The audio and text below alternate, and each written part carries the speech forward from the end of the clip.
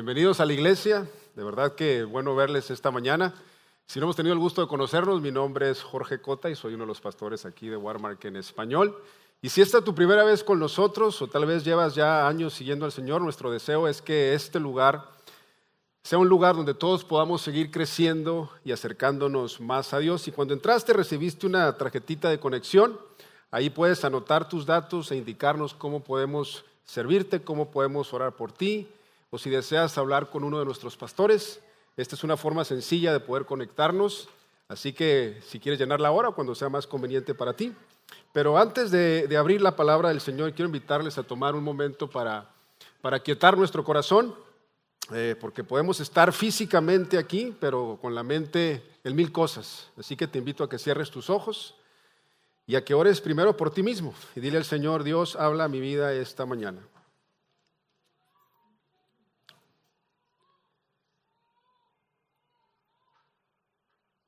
Y después ora por las personas a tu alrededor, por tu familia, por tus amigos, por cada persona que está aquí hoy. Pídele a Dios que su palabra llegue a cada corazón de una manera personal y transformadora.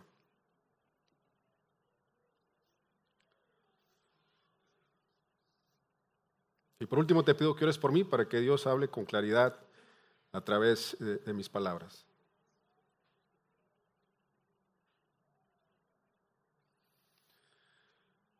Y Padre, reconocemos que tú eres bueno y que tú eres fiel en todo momento. Hoy venimos con corazones abiertos, llenos de gozo y expectantes por lo que quieres hablarnos. Y al abrir tu palabra te pedimos que ilumines nuestro entendimiento y que prepares nuestro corazón para recibir tu verdad. Quita, Señor, toda distracción y permítenos enfocarnos en tu voz. Cada palabra que escuchemos sea sembrada en buena tierra y que produzca fruto en nuestras vidas. En el nombre de Jesús, amén. Muy bien, ¿cuántos de ustedes suelen leer reseñas o comentarios de restaurantes? Levante su mano. ¿Cuántos los leen? La mayoría. Hoy en día eso ya es algo muy normal antes de salir a comer. Uno no solo escoge el lugar, sino que primero investiga un poco qué tal está el lugar, ¿sí o no? Y entonces leemos comentarios, revisamos cuántas estrellas le dieron, miramos fotos y todo esto para decidir si realmente vale la pena ir a ese lugar. Y claro, también están no solo los que ven las reseñas o leen las reseñas, sino que también los escriben. Así que, ¿a cuántos de aquí les gusta escribir comentarios o reseñas en restaurantes? ¿Cuántos? No todos. Especialmente les encanta escribir buenas reseñas cuando el lugar es bueno, ¿sí? Así que ahí se lucen con lujo de detalles, 5 estrellas, comentarios largos, fotos de platos de comida, desde todos los ángulos hasta que se antoje ir a ese lugar. Por cierto, si usted no ha ido a Litos Kitchen, yo se lo recomiendo ampliamente. Es el restaurante de un amigo, Ángel Villatoro. ¿Dónde estás? Levanta tu mano. Ángel Villatoro, miembro de nuestra iglesia, fiel miembro de nuestra iglesia, que desde que iniciamos Watermark en español hace 5 años nos ha apoyado de una manera muy generosa en todos los eventos que tengan que ver con hospitalidad y con eventos de comida. Así que déjenme decirles que yo le doy 5 estrellas a Litos Kitchen sin pensarlo. Y si un día anda por el área de Garland, en vez de ir a estos restaurantes de cadena americana, vaya a Litos Kitchen. Pero bueno, también están los otros, los que cuando uno tiene una mala experiencia, no se quedan callados. Y eso sí escriben con ganas, ¿no? 1 estrella, todo en mayúscula, no vengan, pésimo servicio. Y después de leer eso, como que ya la pensamos 2 veces en ir en ese lugar. Y bueno, yo no soy el que escribe reseñas, pero sí leo con frecuencia lo que otras personas escriben de los restaurantes. Y yo sinceramente les agradezco a todos ustedes que escriben reseñas y comentarios. Pero en nuestro caso, mi esposa y yo casi no comemos en restaurantes. Ella tiene el don de cocinar muy bien, lo aprendió de su mamá y de la mamá de la mamá de la mamá. Y además le gusta hacerlo y lo hace con mucha frecuencia, así que la mayoría del tiempo nosotros comemos en casa. Pero un par de veces al año decidimos darnos un gustito, ¿sí? Y salir a un restaurante elegante. Y cuando lo hacemos, no lo hacemos nomás al azar. Antes de ir, yo hago lo que muchos de nosotros hacemos. Reviso las reseñas, leo los comentarios, leo las calificaciones, cuántas estrellas le dieron al lugar, para ver si realmente vale la pena ir o no ir. Y yo creo que probablemente muchos de ustedes hacen lo mismo. Hemos ido o dejado de ir a un lugar por lo que alguien más dijo, ya sea en redes sociales, en internet o en persona. Porque la verdad es esta: una reseña siempre provoca una respuesta, ¿sí o no? Una reseña nos influye. Una reseña nos lleva a tomar una decisión, ir o no ir, confiar o no confiar, acercarnos o mantenernos al margen. Y eso es lo que vamos a ver hoy en la palabra de Dios. Y como iglesia hemos estado estudiando todo este año el libro de los Hechos. Y la semana pasada, si usted estuvo con nosotros, nos quedamos en Hechos capítulo 6, versículo 7. Y ahí vimos cómo la iglesia seguía creciendo rápidamente, cómo el evangelio se extendía y cómo incluso muchos sacerdotes estaban obedeciendo a la fe. Pero justo después de este momento de crecimiento surge también una oposición. En Hechos capítulo 6 se nos presenta un hombre llamado Esteban, uno de los 7 hombres escogidos para servir a la iglesia. Era un hombre lleno de fe, lleno del Espíritu Santo, y Dios hacía grandes maravillas a través de Esteban. Pero eso también llamó la atención de ciertos grupos religiosos, quienes comenzaron a discutir con él. Y como no podían resistir la sabiduría de Esteban, recurrieron a acusaciones falsas. De manera que lo arrestan, lo llevan ante el concilio, el mismo grupo de líderes religiosos que ya se había opuesto a los apóstoles anteriormente, y presentan testigos falsos en su contra. Y en ese momento Esteban hace algo sorprendente. Presenta una especie de reseña sobre los líderes espirituales de Israel. Y yo quiero que leamos juntos su evaluación, porque lo que él dice no es cómodo de escuchar. Mira lo que dice Hechos 7, versículo 51. Pueblo terco, ustedes son paganos de corazón y sordos a la verdad. ¿Resistirán para siempre al Espíritu Santo? Eso es lo que hicieron sus antepasados y ustedes también. Y si lo llevamos al lenguaje de hoy, en el mundo de las reseñas, eso sería como darle una reseña o una calificación de una estrella. De esas que dicen, si pudiera darle 0 estrellas, se la daría. Y esto, mis hermanos, no es una crítica suave. Esto es una confrontación directa. Y en esencia, ese es el resumen. Los líderes religiosos y los líderes espirituales de Israel estaban constantemente rechazando la dirección del Espíritu Santo. Aquellos que se suponían que debían conocer mejor a Dios eran precisamente los que más lo resistían. Y eso es fuerte, porque no estamos hablando de personas alejadas de Dios. Estamos hablando de personas religiosas, personas que iban al templo, personas que conocían la Escritura, pero aún así estaban resistiendo a Dios. Y la verdad es que es muy posible que nosotros también recibamos una reseña así.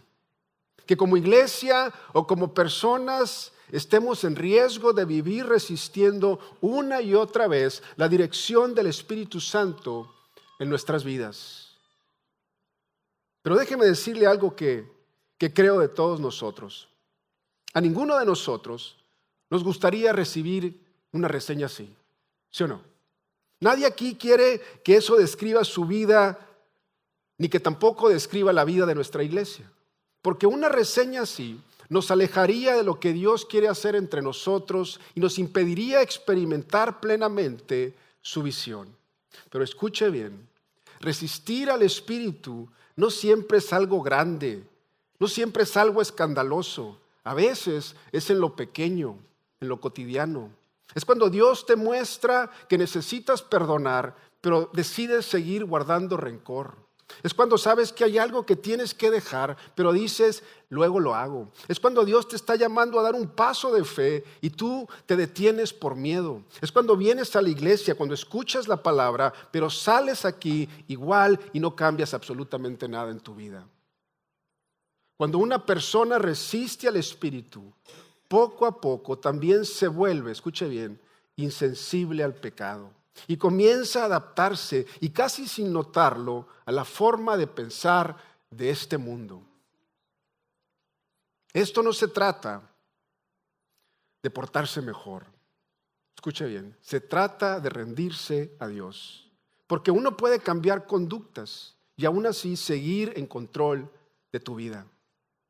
Pero puede llegar incluso más sutil. Puedes estar muy ocupado en la iglesia y al mismo tiempo estar muy lejos de Dios. Puedes cantar, puedes servir, puedes asistir y aún así resistir al Espíritu. Y eso es muy, muy peligroso. Por eso no hay una amenaza mayor para la misión de la iglesia que vivir en resistencia constante al Espíritu Santo. Ahora bien, generalmente se entiende que los eventos de Hechos capítulo 7 ocurren entre 1 y 3 años después del juicio, la crucifixión y la resurrección de Jesús. Esto significa que el sumo sacerdote que preside el juicio de Esteban probablemente era el mismo que había estado presente en el juicio de Jesús. Hechos 7:1, mira lo que dice. Entonces el sumo sacerdote le preguntó a Esteban, ¿son ciertas estas acusaciones? Y esta pregunta abre la escena. Esteban está frente al máximo tribunal religioso del judaísmo, llamado el Sanedrín, compuesto por expertos en la historia, en la ley, en las tradiciones de Israel. Era básicamente el grupo más importante de líderes religiosos de Israel, los que tenían autoridad espiritual y los que tenían mucha influencia. De manera que no estamos hablando, no eran personas que necesitaban una clase básica de historia del pueblo judío. Por eso la respuesta de Esteban no es un intento de explicar lo que ellos no sabían y de simplemente defender su reputación. Esteban no estaba centrado en sí mismo. Y en Hechos 7:51 llega al punto de su confrontación y les dice, pueblo terco, ustedes son paganos de corazón y sordos a la verdad, resistirán para siempre al Espíritu Santo, eso es lo que hicieron sus antepasados y ustedes también. Como puede ver, el objetivo del discurso de Esteban no es ganar un debate, no es limpiar su nombre, sino mostrar un patrón que se repite a lo largo de toda la historia de Israel. ¿Y sabe cuál es ese patrón? Es el rechazo constante a la obra redentora de Dios, incluso por parte de aquellos que más deberían reconocerla. Y en ese sentido, Esteban no solo está haciendo una defensa, sino que les está presentando un diagnóstico espiritual y al mismo tiempo una invitación a responder de manera diferente al Espíritu. Ahora bien, póngase por un momento en el lugar de Esteban. Usted está viviendo una vida rendida al Espíritu Santo. Usted ve cómo Dios obra poderosamente, haces milagros, predicas el Evangelio con valentía y sirves fielmente a la iglesia. Y todo parece ir en la dirección correcta. Pero de repente todo cambia. Eres acusado falsamente, eres llevado a juicio, estás frente a la élite religiosa de tu tiempo. Personas con autoridad, con influencia, con poder. Y te miran y te preguntan, ¿son ciertas estas acusaciones? Y en ese momento, lo natural es que uno esperaría una defensa personal, una explicación para limpiar su nombre, una respuesta para salir bien parado. Pero Esteban no responde de esa manera. En lugar de enfocarse y en defenderse a sí mismo, Esteban aprovecha este momento para hacer algo mucho más profundo. Y les comparte 3 recordatorios que todos debemos tomar en serio si queremos vivir realmente rendidos al Espíritu Santo. Y el primero, escríbalo, es que la promesa de Dios no tiene fronteras. La promesa de Dios no tiene fronteras. Hechos 7:2-3. Esteban dio la siguiente respuesta. Hermanos y padres, escúchenme. Nuestro glorioso Dios se le apareció a nuestro antepasado Abraham en Mesopotamia antes de que él se estableciera en Harán. Dios le dijo, deja tu patria, a tus parientes y entra en la tierra que yo te mostraré. Ahora bien, Mesopotamia era una región muy importante del mundo antiguo, ubicada en lo que hoy conocemos como partes de Irak, Siria, Irán y Turquía. Era un lugar avanzado en cultura, un lugar avanzado en civilización, y allí se le aparece Dios a Abraham. Y lo significativo de esto es que Dios llama a Abraham sin que él tenga absolutamente nada garantizado. No le da primero la tierra, tampoco le da una estructura religiosa ni un sistema establecido. Solo le da una promesa y una palabra. Le dice, sal y yo te voy a mostrar. Y eso es muy importante. ¿Por qué? Porque Abraham tuvo que confiar en Dios sin tener nada claro. No sabía a dónde iba, pero sabía quién lo estaba llamando. Y desde el inicio vemos un principio claro. Y el principio es que Dios no depende de estructuras humanas para cumplir sus promesas. Dios le da su promesa a Abraham antes de la tierra, es decir, cuando todavía no tenía una nación ni una herencia visible. Le da esta promesa antes de la ley y antes del templo. Versículo 9 dice, y estos patriarcas tuvieron envidia de su hermano José. Ahora vamos a ver a José. Y lo vendieron para que fuera esclavo a Egipto. Pero ustedes estaban con él y lo rescató de todas sus dificultades. Y Dios le mostró su favor ante el faraón, el rey de Egipto. Dios también le dio a José una sabiduría fuera de lo común. De manera que el faraón lo nombró gobernador de todo Egipto y lo puso a cargo del palacio. Entonces un hambre azotó a Egipto y a Canaán. Hubo mucho sufrimiento y nuestros antepasados se quedaron sin alimento. Jacob oyó que aún había grano en Egipto, por lo que envió a sus hijos, nuestros antepasados, a comprar un poco. Yo no sé si usted ha leído la historia de José, pero aquí vemos la historia de José, quien fue rechazado por sus propios hermanos y fue vendido como un esclavo. Sin embargo, aún en medio de este sufrimiento y de toda esta injusticia, la Biblia dice algo muy clave. Y dice que Dios estaba con él. Pero imagínese eso. No estamos hablando de cualquier rechazo. Sus propios hermanos lo rechazaron. Su propia familia, su propia sangre. Lo traicionan, lo venden, lo sacan de su casa. Yo sé que muchos de los que estamos aquí sabemos lo que es ser herido por una familia. Muchos de los que están aquí saben lo que es sentirse rechazado, saben lo que es sentirse olvidado. Y José pasa de ser esclavo a ser gobernante en Egipto, no por circunstancias humanas, sino por la fidelidad de Dios. Y a través de él, Dios preserva la vida de toda su familia en medio de una gran hambruna. Como puede ver, Dios preserva su promesa a través de José, aún en medio del sufrimiento, antes de la tierra, antes de la ley y antes del templo, mostrando que su fidelidad no depende de circunstancias humanas. Y Esteban continúa diciendo en el versículo 29.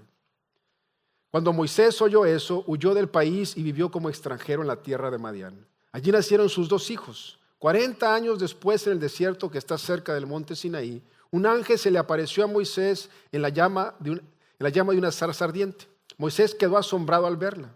Y cuando se estaba acercando para ver mejor, la voz del Señor le dijo, yo soy el Dios de tus antepasados, el Dios de Abraham, de Isaac y de Jacob. Moisés tembló aterrorizado y no se atrevía a mirar. Entonces el Señor le dijo, quítate las sandalias porque estás pisando tierra santa. Ciertamente he visto la opresión de mi pueblo en Egipto, he escuchado sus gemidos y he descendido para rescatarlos. Ahora ve porque te envío de regreso a Egipto. Así que Dios envió de vuelta al mismo hombre que su pueblo había rechazado anteriormente cuando le preguntaron, ¿quién te puso como gobernante y juez sobre nosotros? Mediante el ángel que se le apareció en la zarza ardiente, Dios envió a Moisés para que fuera gobernante y salvador. Y por medio de muchas maravillas y señales milagrosas, Él los sacó de Egipto, los guió a través del Mar Rojo y por el desierto durante 40 años. Moisés también es un ejemplo de cómo Dios obra más allá de lo esperado.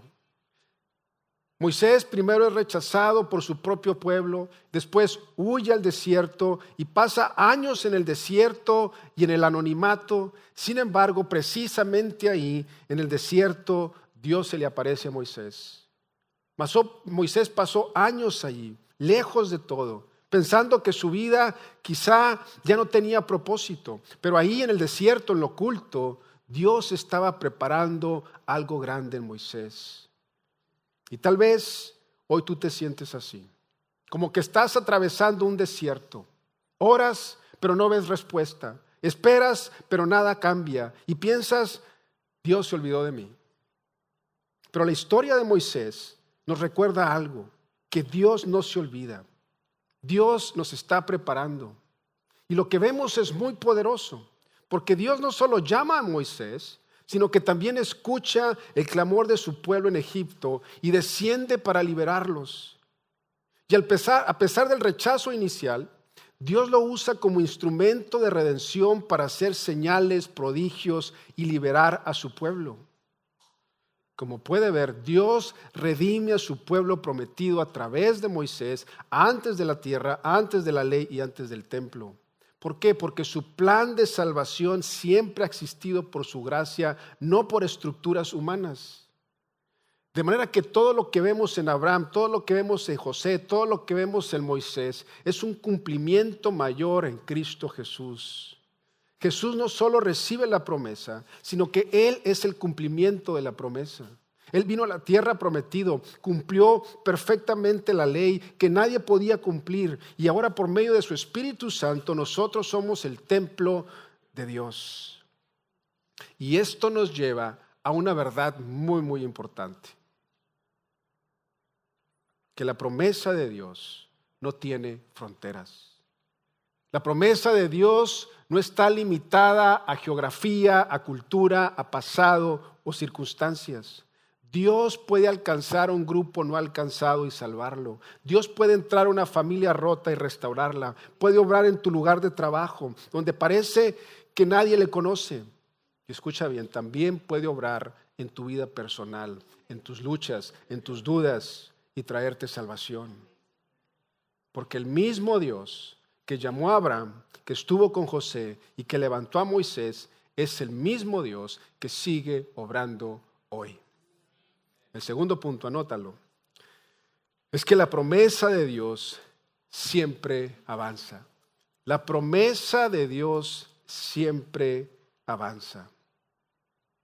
Si la promesa de Dios no tiene fronteras, entonces tampoco puede ser frenada por nada ni por nadie. Y a lo largo de toda la historia de la redención, vemos un patrón constante. Aunque haya oposición humana, aunque hay rechazo e incluso fracaso, la promesa de Dios sigue avanzando sin interrupción. Y lo vemos primero en la vida de José, Hechos 7:9. Estos patriarcas tuvieron envidia de su hermano José y lo vendieron para que fuera esclavo en Egipto, pero Dios estaba con él. Y mis hermanos, humanamente hablando, parecía que la historia de José había terminado ahí, ¿sí o no? En el rechazo, en la esclavitud, en el abandono. Sin embargo, el pasaje añade una frase decisiva y la frase es: pero Dios estaba con él. Es decir, la oposición no canceló la promesa de Dios. Más bien, Dios siguió obrando en medio de ella para preservarla y llevarla a su cumplimiento. Y luego vemos en Moisés, en Hechos 7:35, que nos recuerda que el mismo Moisés que fue rechazado con la pregunta: ¿quién te puso como gobernante y juez sobre nosotros? Y luego vemos en Hechos 7:39 al 41, que incluso después de ser usado por Dios para sacar al pueblo de Egipto, el pueblo siguió resistiéndolo. No quisieron obedecer, lo rechazaron en sus corazones, se volvieron a la idolatría, fabricaron un becerro de oro para adorarlo. Y aún así el plan de Dios no se detuvo. Ni el rechazo inicial, ni la rebelión continua pudieron frustrar lo que Dios ya había determinado hacer. Y ese, mis hermanos, es el punto que Esteban quería dejar en claro. El rechazo humano no interrumpe la redención divina. En las manos de Dios, muchas veces, el rechazo no es el final del plan, sino el camino que precede a la redención. En otras palabras, nada fuera de Dios tiene la capacidad de cancelar lo que Dios ya ha prometido. Su propósito siempre avanza, incluso cuando todo alrededor parece decir lo contrario. Como puede ver, esto es el Evangelio. Jesús tomó nuestro lugar. El rechazo que nosotros merecíamos, Él lo recibió. El castigo que nosotros merecíamos, Él lo cargó. Y la vida que nosotros no podíamos alcanzar, Él nos la regaló. Y lo que vemos en José y en Moisés es solo una sombra de algo mucho más grande que se cumple en Cristo Jesús. Ellos fueron rechazados por sus hermanos, pero Dios lo usó para bendición y para liberar a su pueblo. Sin embargo, en Jesús vemos el cumplimiento perfecto de este patrón. Jesús también es rechazado. Jesús finalmente es entregado a muerte. Pero Dios usa precisamente ese rechazo para traer vida eterna. Y aquí está la belleza del Evangelio. Lo que parecía el final, la cruz, en realidad era el plan de Dios desde el principio, que se convierte en la mayor victoria de Dios. Y por eso cuando llegamos a este punto del discurso de Esteban, Escuche bien. No estamos leyendo solamente historia antigua. Estamos viendo cómo Dios ha estado obrando desde el principio para llevar todo a Cristo Jesús. Y entonces esto nos lleva a nosotros a una pregunta muy importante. Si la promesa de Dios no tiene fronteras, si la promesa de Dios no puede ser detenida, entonces la pregunta no es si Dios está obrando.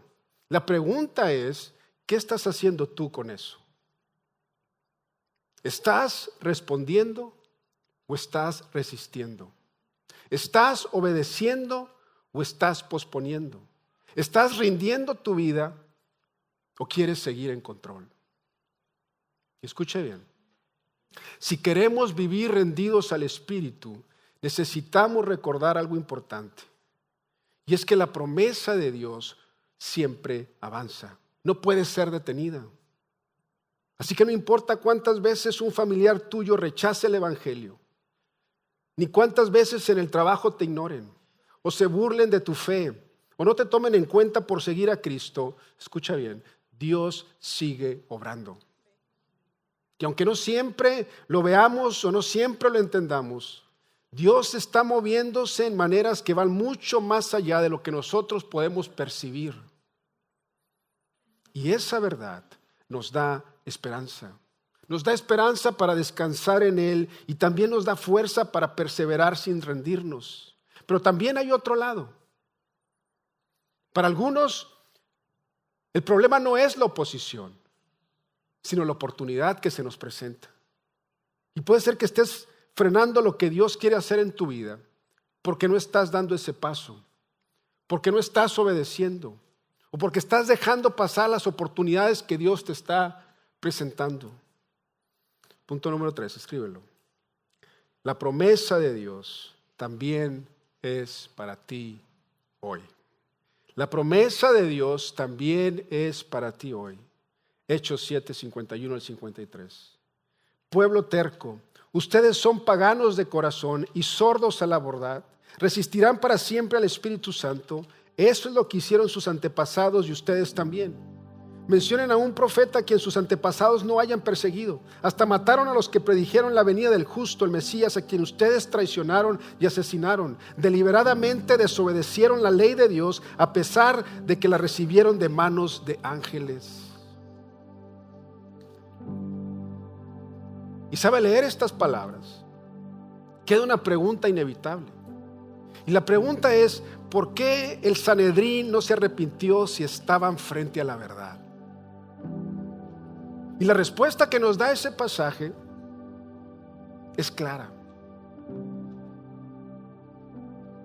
Porque al resistir al Espíritu Santo, escuche bien, eligieron el orgullo, eligieron la autosuficiencia y eligieron deliberadamente la rebeldía. En otras palabras, no era falta de información, era una cuestión del corazón. Estaban viendo la verdad, estaban escuchando la verdad, pero deliberadamente la estaban rechazando. Y sabe que eso nos confronta hoy, porque el problema no es solamente antiguo. Es posible estar cerca de las cosas de Dios, es posible escuchar su palabra, incluso participar en actividades religiosas y aún así resistir al Espíritu Santo en el corazón.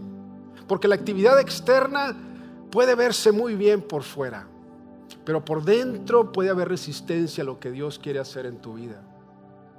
Y el Sanedrín es un ejemplo de esto. Ellos conocían la ley, ellos estudiaban las Escrituras, ellos eran los líderes religiosos. Y sin embargo, cuando Jesús se presenta como el Mesías, respaldado por milagros y por señales, en lugar de rendirse a Él, lo rechazan y terminan entregándolo a la muerte. ¿Por qué? Porque aceptar a Jesús no es simplemente aceptar una idea religiosa. Escucha bien, es rendir el control de tu vida a Él. Y ahí está el punto clave. Recibir a Jesús implica un cambio real en tu vida. Significa que ya no eres el centro de tu vida. Jesús lo es. Significa que tu identidad ya no la tienes tú, ni la defines tú, sino que la define Cristo Jesús. Significa que tu vida ya no te pertenece. Ahora estás bajo la autoridad de Jesús. Y por eso, mis hermanos, El problema no es intelectual, el problema es espiritual. Y en el momento en que Dios les dio oportunidad de arrepentirse, ¿qué hicieron? Endurecieron su corazón, cerraron sus oídos y siguieron resistiendo al Espíritu Santo. Y este es el contraste que Esteban está dejando claro, que la promesa de Dios no solo es poderosa y no puede ser detenida, pero que también es accesible ahora. Y está delante de ti, y está disponible para ti aquí mismo. Cierra tus ojos por un momento.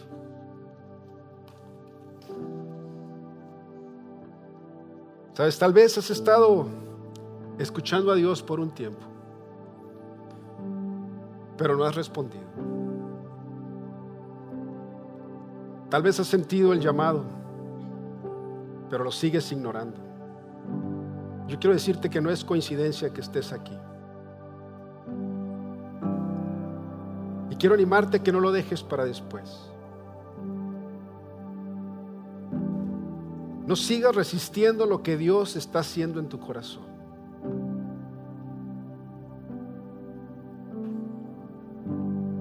Si has vivido lejos de Dios, o has sentido ese llamado en tu corazón para cambiar y acercarte a Él, pero lo has dejado pasar, yo quiero decirte que este es tu momento.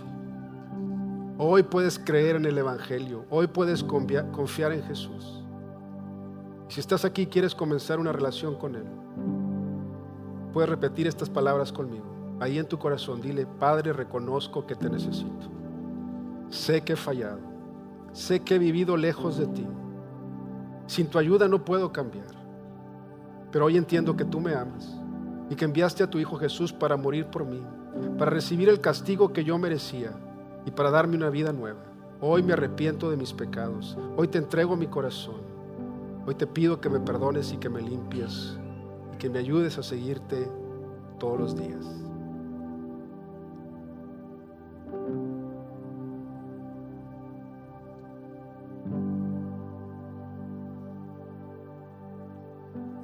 Sabes, muchos de nosotros ya conocemos al Señor. Pero si somos honestos, hemos estado resistiendo su voz en ciertas áreas específicas. Así que ahí donde estás, dile a Dios, dile: Señor, tú conoces mi corazón. Tú sabes dónde estoy posponiendo. Tú sabes dónde he dudado. Tú sabes dónde no he querido obedecer. Yo reconozco que no quiero seguir resistiendo tu espíritu. Dame un corazón sensible a tu voz. Dame valor para obedecer, aun cuando me cueste. Ayúdame no solo a escuchar tu palabra, sino a vivirla cada día. Hoy decido rendirte estas áreas que he estado resistiendo. Guíame, transfórmame y haz tu voluntad en mí. Y Padre, gracias porque siempre estás cerca de nosotros. Gracias, Señor, porque tu amor no tiene límites. Gracias porque tu gracia es nueva cada mañana. Ayúdanos a recordar el Evangelio cada día. Ayúdanos a vivir en obediencia. Ayúdanos a reflejar tu amor en todo lo que hacemos. En el nombre de Jesús.